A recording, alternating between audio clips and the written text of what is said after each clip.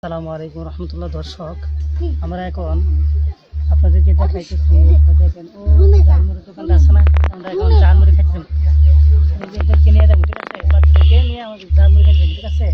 আমরা আমার সাথে থাকেন দর্শক।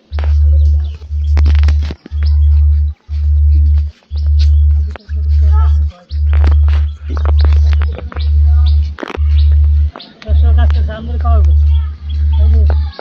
আপনারা নিয়ে আসছি।